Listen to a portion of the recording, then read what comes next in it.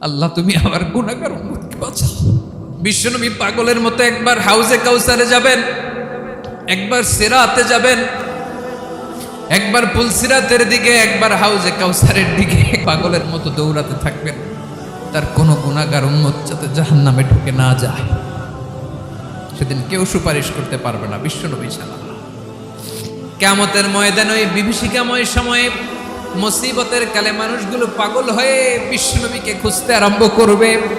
সবাই মিলে বিশ্বনবীর কাছে যেয়ে বলবে, ইয়া রাহমাতাল লিল আলামিন, ইয়া খাতামান নবীন, রাহমাতাল লিল আলামিন। দেখেন আমাদের কি অবস্থা, কি কঠিন বিপদে আমরা আছি, দাঁড়াতে পারি না, সূর্যের আলোতে ঘেমে হয়রান। আজকে কেউ সুপারিশ করতে পারবে না। সব নবীরা অপারগতা স্বীকার করেছে, তারা বলেছে আপনি ছাড়া কেউ নাকি আল্লাহর সামনে দাঁড়াতে পারবেন না, আপনি একটু সুপারিশ করেন। বিশ্বনবী বলবেন, আসো আসো, আজকের দিনে আমি ছাড়া আল্লাহর সামনে কেউ দাঁড়াতে পারবে না। বিশ্বনবী মাকামে মাহমুদে যে আল্লাহু আকবার বলে সিজদায় লুটিয়ে পড়বেন। আল্লাহ রাব্বুল আলামিন বিশ্বনবীকে এমন কিছু চমৎকার শব্দ শিখাবেন, ওই শব্দগুলো দিয়ে আল্লাহর প্রশংসা করে বিশ্বনবী কাঁদতে আরম্ভ করবেন। বিশ্বনবী এমন ভাবে অজর দ্বারায় সিজদায় লুটিয়ে পড়ে কাঁদবেন, রব্বুল আলামিনের রহমতের দরিয়ায় জোশ লেগে যাবে। রব্বুল আলামিন এই দৃশ্য থেকে সহ্য করতে পারবেন না। রব্বুল আলামিন বলবেন, ইয়া মুহাম্মদ ইরফা রাসাক, ও নবী আপনি মাথা তোলেন, মাথা তোলেন, আপনার কান্না আমি সহ্য করতে পারি না। নবী আপনি মাথা তোলেন, সাল তুতা, আজকে আপনি যা চাবেন তাই দেব। নবী আপনি সিজদা থেকে মাথা তুলেন, সাল তুতা, যা চাবেন তাই দেব। ওয়াশফা তুশাফা, যার জন্য সুপারিশ করবেন তার সুপারিশ কবুল করে নেব। বিশ্বনবী এবার মাথা তুলবেন। যে বিভীষিকাময় সময়ে প্রত্যেক নবী বলেছেন আমি পারবো না, প্রত্যেক নবী বলেছেন নফসি নফসি, আমার কি হবে আমি জানি না, আল্লাহ আমারে বাঁচাও। প্রতিটি নবী বলবে নফসি নফসি, আল্লাহ তুমি আমারে বাঁচাও, আমারে বাঁচাও। বিশ্বনবী মাথা তুলবেন, তুলে বলবেন রব্বি হাবলি উম্মতি, আল্লাহ তুমি আমার গুনাহগার উম্মতকে বাঁচাও। এই দুনিয়ার বুকে রব্বুল আলামিন সব নবীকে একটা করে দাওয়া মুস্তাজাবা দিয়েছেন, মানে যে দোয়া করলে কবুল হয়ে যায় সাথে সাথেই। দাও বিহা, দুনিয়ার সব নবীরা ওই দোয়াটা দুনিয়ায় করে ফেলেছে। সব নবীকে আল্লাহ একটা করে দোয়া দিয়েছেন, নবী দোয়া করলেই কবুল। সব নবীরা ওই দোয়া করে ফেলেছে দুনিয়াতে। বিশ্বনবী বলেন আমি করি নাই।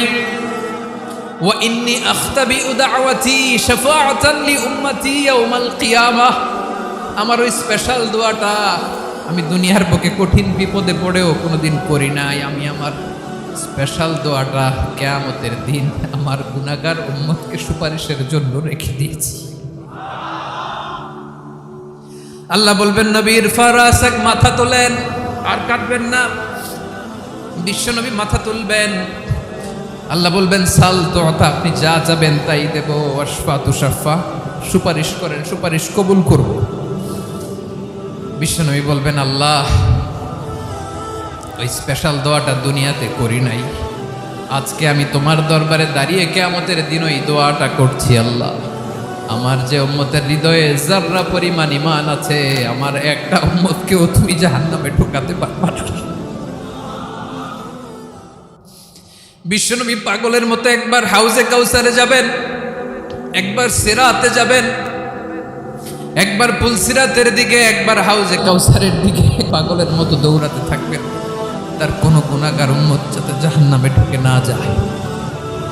সেদিন কেউ সুপারিশ করতে পারবে না বিশ্বনবী ছাড়া।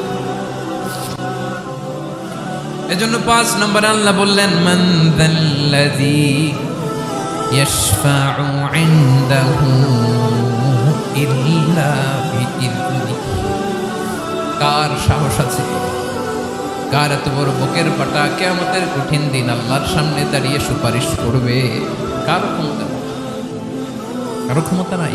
বিশ্বনবী সেদিন সিজদায় পড়ে উম্মতের জন্য কাঁদবেন, সবাই কাঁদবে নফসি নফসি, আল্লাহ আমারে বাঁচাও। আল্লাহ আমারে বাঁচাও। বিশ্বনবী বলবেন উম্মতি উম্মতি। বিশ্বনবী আমার জন্য কাঁদবেন, আপনার জন্য কাঁদবেন, আমাদের জন্য সেদিন কেঁদে কেঁদে জাহান্নামের দরজায় দাঁড়িয়ে আমাদেরকে টেনে টেনে জান্নাতে ঢুকাবেন। এজন্য এই বিশ্বনবীর ভালোবাসা যেন আমাদের হৃদয়ে ভরপুর থাকে। আমার ভাইয়েরা, প্রতি শুক্রবার বিশ্বনবীর উপরে বেশি বেশি যেন আমরা দুরূদ করি। আমরা যখন বিশ্বনবীর সালাম দেই, দুরূদ করি, একদল স্পেশাল ফেরেশতা আছে যারা বিশ্বনবীর দুধটা নিয়ে সরাসরি বিশ্বনবীর রওজায় যায়, যে বলে অমুকের বেটা অমুক আপনারে সালাম দিয়েছে। বিশ্বনবী নিজ কবরের থেকে নিজেই সালামের উত্তর দেয়। বিশ্বনবীর ভালোবাসা যেন আমাদের হৃদয়ে থাকে, বিশ্বনবীর সুন্নাহ দিয়ে যেন আমাদের জীবনটাকে সাজাই। পারা যাবে ইনশাআল্লাহ। বিশ্বনবীর ভালোবাসা ছাড়া কেউ জান্নাতে ঢুকতে পারবে। বিশ্বনবীর পক্ষে আমরা বলব, বিশ্বনবীর পক্ষে আমরা লিখব, বিশ্বনবীর জন্য আমরা আমাদের কলিজার রক্ত বিলিয়ে দিব। ঠিক কিনা বলেন? সেদিন বিশ্বনবী ছাড়া কেউ সুপারিশ করতে পারবে না। 5 নম্বর আল্লাহ বললেন মান যাল্লাযী ইয়াশফাউ ইনদাহু ইল্লা বিইذনি। কে আছে সুপারিশ করবে আল্লাহর সামনে? আর আপনি আপনার বাবার দরবারে যে সেজদা দেন, হ্যাঁ? ইব্রাহিম আলাইহিস সালাম থারথার করে কাঁপবে আর বলবে নাফসি নাফসি, আল্লাহ আমারে বাঁচাও। মুসা আলাইহিস সালাম থারথার করে কাঁপবে, আল্লাহ নাফসি নাফসি, আমারে বাঁচাও। আর আপনি পীরের দরবারে যে সেজদা দেন, কোথায় আছেন আপনি? খবরদার, কেউ বাঁচাতে পারবে না। যাকে ইল্লা আল্লাহ যাকে অনুমতি দেন, বিশ্বনবীকে দিবেন, নবীদেরকে দিবেন। এরপরে আল্লাহ তার স্পেশাল ওয়ালিদেরকে, মুত্তাকিনদেরকে, শহীদদেরকে, সিলেক্টেড বান্দাদেরকে দিবেন। কিন্তু কাকে দিবেন, কার জন্য দিবেন, দুনিয়ার কেউ জানে না একজন ছাড়া। তিনি কে? আল্লাহর ওয়ালিদেরকে, নেককার লোকদেরকে আল্লাহ সুপারিশের অনুমতি দিবেন। কিন্তু আপনি যারে মানেন, যার পায়ে সেজদায় লুটিয়ে পড়ে থাকেন, তারে যে আল্লাহ দিবেন, এটার কোনো গ্যারান্টি আছে? কথা বলেন। এজন্য জপতে হবে একজনের নাম। আওয়াজ করে বলুন, তিনি কে? আয়াতুল কুরসির 5 নাম্বার কথা হচ্ছে, সেদিন কেউ কারো উপকারে আসবে না, সুপারিশ করার সুযোগ পাবে না, আল্লাহ যাকে অনুমতি দেয় তিনি ছাড়া। আল্লাহ যদি কাউকে দয়া করে অনুমতি দেয় তাহলে করতে পারবে, তাহলে পারবে। সেই কিয়ামতের দিনটা বড্ড ভয়ঙ্কর, কেউ সুপারিশ করার সাহস পাবে না। আরে আমার অবস্থা কি আমি জানি না, আমি আবার কারোর জন্য সুপারিশ করব? কথা বুঝেন নাই? আমার কি হবে আমি জানি, তা আমি আরেকজনের নিয়ে টেনশন করার সুযোগ কোথায়? ইয়া নাফসি ইয়া নাফসি, আল্লাহ আমারে বাঁচাও, আমারে বাঁচাও, আমারে বাঁচাও। কাঁদতে কাঁদতে মানুষ হয়রান হয়ে যাবে, এ নাকি আবার আরেকজনের বাঁচাও। বিশ্বনবী বলেন, বিশ্বনবী একবার ছাগলের রান খাচ্ছিলেন। রান খেতে খেতে বিশ্বনবী বলেন, আনা সাইয়্যিদুন নাসি ইয়াউমাল কিয়ামা, আমি কিয়ামতের দিন সর্বশ্রেষ্ঠ হব, মানুষের মধ্যে সর্বশ্রেষ্ঠ সেরা আমি বিশ্বনবী। আলহামদুলিল্লাহ। বিশ্বনবী বলেন, সেদিনটা বড্ড ভয়ঙ্কর। সেদিন কেউ কারো কোনো উপকারে আসবে না, বন্ধু বন্ধুর কাজে আসবে না, স্ত্রী স্বামীর উপকারে আসবে না, স্বামী স্ত্রীর উপকারে আসবে না, পীর সাহেব মুরিদরে বাঁচাতে পারবে না, মুরিদ পীর সাহেবরে বাঁচাতে পারবে না, নেতা কর্মীর পরিচয় দিবে না, কর্মী নেতার পরিচয় দিবে না, ভাই বোনকে চিনবে না, বোন ভাইকে চিনবে না, বাবা তার সন্তানকে চিনবে না, মেয়েকে দেখে মা দৌড়ে দৌড়ে পালাবে। বড্ড ভয়ঙ্কর দিন। বিশ্বনবী বলবেন, জমিনটা এখনকার মতো থাকবে না, পুরো জমিনটা সমান হয়ে যাবে, ফ্ল্যাট। এখন তো গোল, তখন ফ্ল্যাট। সবাই এক জমিনের উপরে দাঁড়াবে, সূর্যটা মাথার কাছে চলে আসবে, সূর্যের গরমে মানুষের মাথার মগজ গলে গলে কানের ছিদ্র, নাকের ছিদ্র দিয়ে বেয়ে বেয়ে পড়বে। আহ, সবাই হয়রান, পেরেশান, ক্লান্ত শ্রান্ত। মানুষগুলো বলবে বাঁচার কোনো উপায় নাই। 50,000 বছর মানুষ এরকম দৌড়াবে, চিৎকার করবে, কাঁদবে, বাঁচার কোনো উপায় নাই। সবাই বলবে, আহ, আল্লাহ যদি বিচারটা শুরু করতো, যা হবার হবে, আগে বিচার শুরু করতো। বিচারই শুরু হয় না, বিচার শুরু হইতেই 50,000 বছর। আল্লাহ, 50,000 বছর, 5,000, 15,000, 50,000 বছরের কোন যাবে। মানুষগুলো কাঁদতে কাঁদতে বলবে, চলো আমরা আদম আলাইহিস সালামের কাছে যাই, যেন আল্লাহর যে সুপারিশ করে, আল্লাহ আপনি বিচার শুরু করেন। কিয়ামতের ময়দানে সবাই মিলে সাইয়েদনা আদম আলাইহিস সালামের কাছে যেয়ে বলবে, ইয়া আবাল বাশার ইয়া উম্মুল আম্বিয়া, ও ও আদম নবী, আপনি দুনিয়ার বুকে প্রথম নবী। আল্লাহ নিজ হাতে আপনারে 60 হাত লম্বা করে বানিয়েছেন। আপনার সম্মানে ফেরেশতাদেরকে সেজদা দিতে বলেছেন। দুনিয়ার প্রথম নবী, প্রথম মানুষ আপনি। আপনি আল্লাহর যে সুপারিশ করেন যেন আল্লাহ বিচার শুরু করে। আদম আলাইহিস সালাম বলবেন আমি পারবো না, কারণ আল্লাহ আমাকে একটা নিষিদ্ধ গাছের কাছে যেতে নিষেধ করেছিল, আমি ভুল করে এই গাছের ফল খেয়েছি। নাফসি নাফসি, আজকে আমার কি হবে আমি জানি না, আমি বড় লজ্জিত। আমারে যদি আল্লাহ জিজ্ঞেস করে কেন খাইছিলাম, আমার কোনো উত্তর নাই। তোমারে বাঁচামো কেমনে আমি? নবীরা থার থার করে কাঁপবে সেদিন। আদম আলাইহিস সালাম বলবেন আমি পারবো না, মাফ করো আমাকে, আমি পারবো না। ওই যে ভুল করে গন্ধম খেয়ে ফেলেছি, নিষিদ্ধ গাছের ফল খেয়ে ফেলেছে, আমি বড় লজ্জিত, অনুতপ্ত, আমি পারবো না।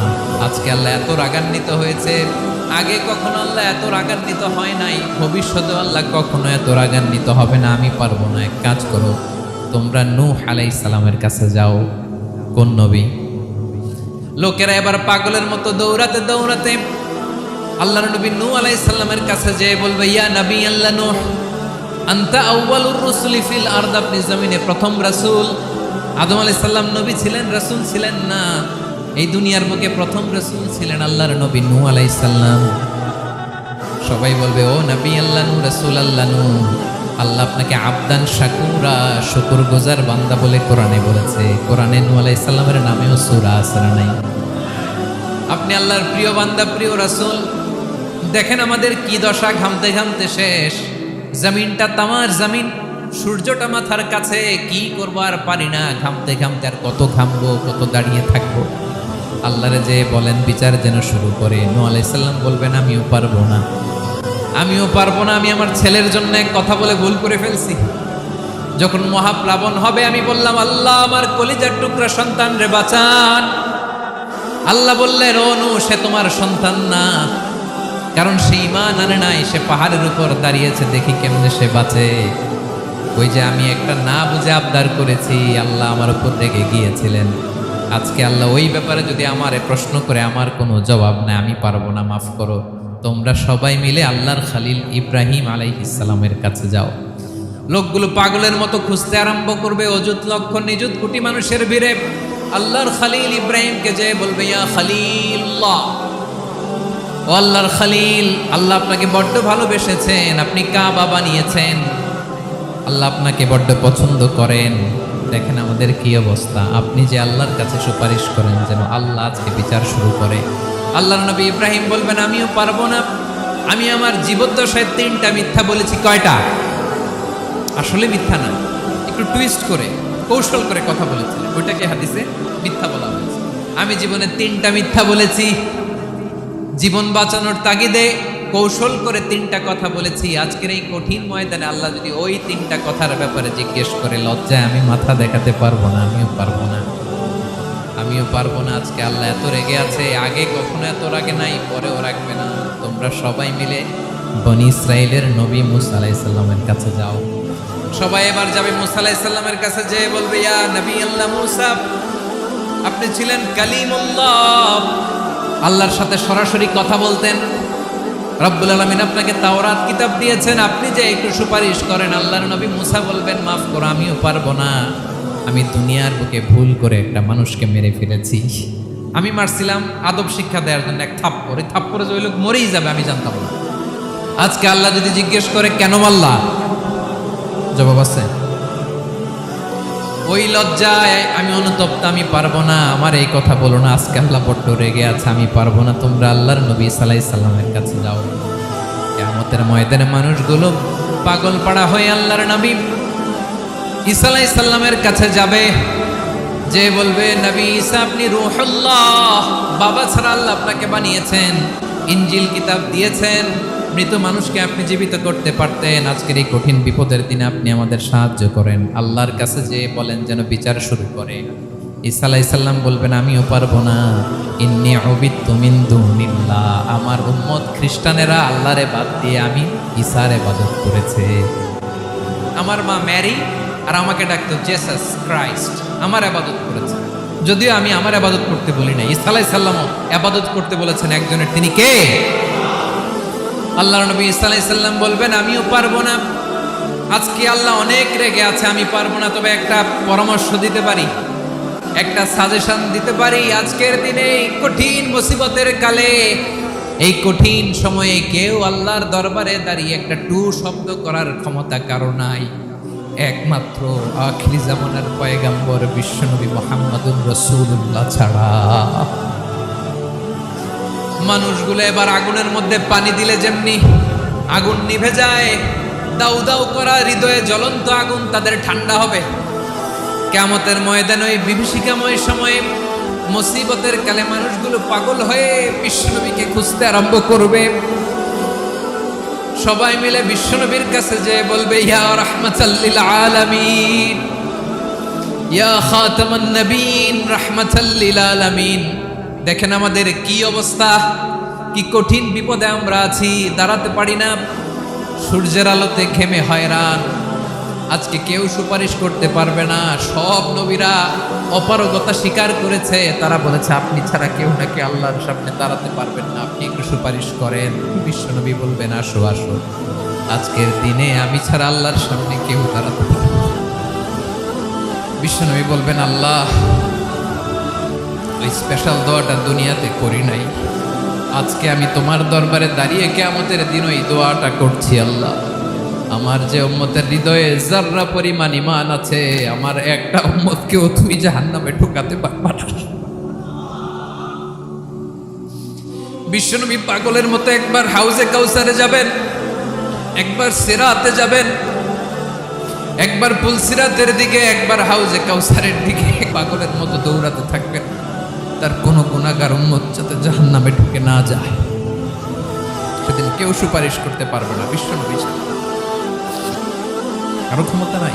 বিশ্বনবী সেদিন সেজদায় পড়ে উম্মতের জন্য কাঁদবেন, সবাই কাঁদবে নাফসি নাফসি, আল্লাহ আমারে বাঁচাও, আল্লাহ আমারে বাঁচাও। বিশ্বনবী বলবেন উম্মতি উম্মতি।